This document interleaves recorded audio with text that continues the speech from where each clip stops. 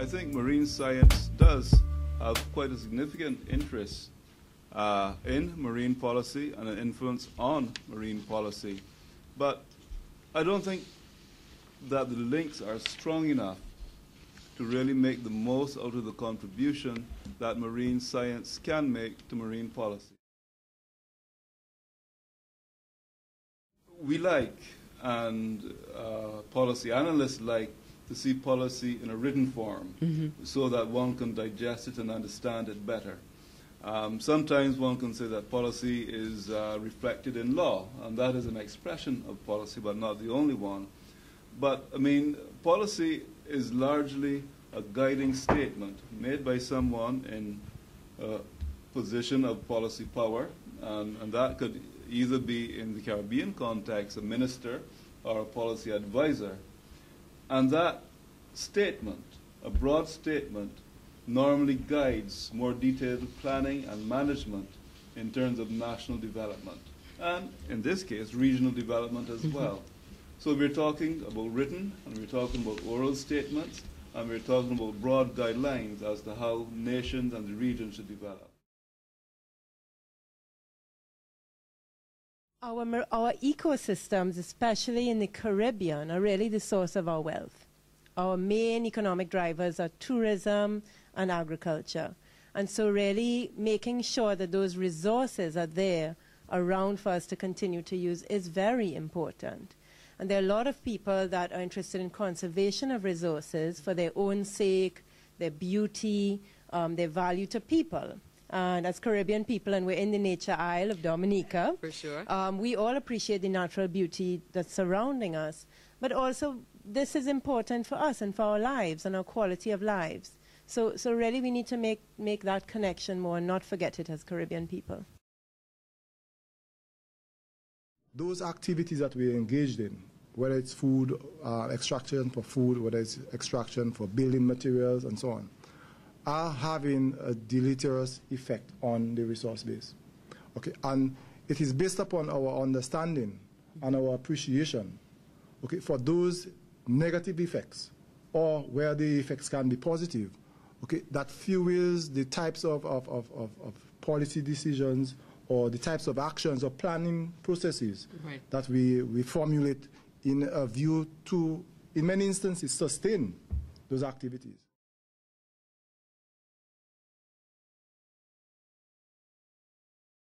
I am the coordinator.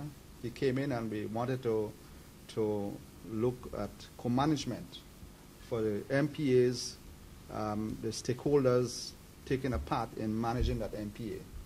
And Patrick gave a lot of... And MPA is? Marine protected areas. Okay. Right. So with Patrick's help now and guidance, we had the first draft of a co-management agreement. Now, how did that affect policy?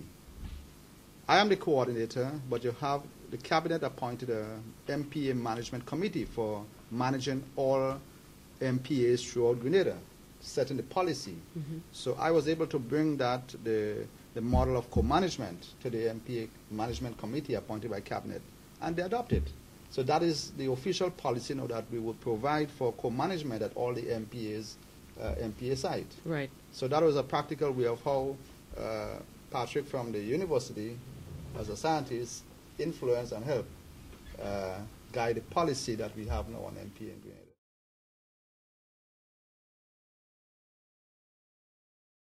I believe we need to have or develop some clearinghouse system where persons are dedicated to look at the research activities undertaken in the region. And through this clearinghouse mechanism, you make this information or this research, okay, accessible in a framework where it is published not only through the script, but through educational programs like this, where we can highlight and promote and talk about the research activities that have a direct impact, okay, in terms of our knowledge building and understanding of the resource base at which we are dependent upon. And then in that way, through this medium, the general public has a better appreciation and have more information at their fingertips.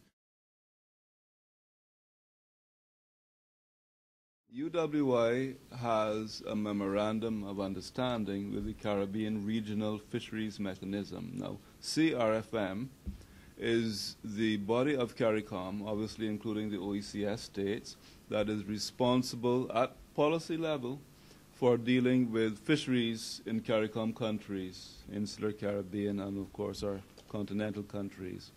We have agreed that one of the priorities is to develop a research agenda of CRFM member states. So what this means in practical terms is that we are hoping that we're going to develop some very simple guidelines so that from the local to the national level, from fishermen's organizations and groups like the Water Sports Association, such as we see some members in the audience here today, and others who have an interest, they will provide a national agenda as to what research, this is biological science, ecology, this is economics, this is about governance and sociology, all aspects of science and research, business and technology that they consider important. And this will be brought from the national level to the regional level.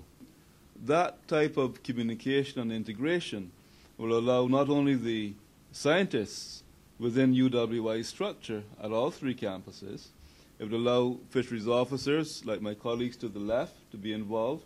It will allow folks like I see in the audience who are from marine protected areas and fisheries to collectively develop and prioritize, because we can't do everything at one time, prioritize research at different levels, and hopefully by those connections they'll be all policy driven but science relevant at the same time.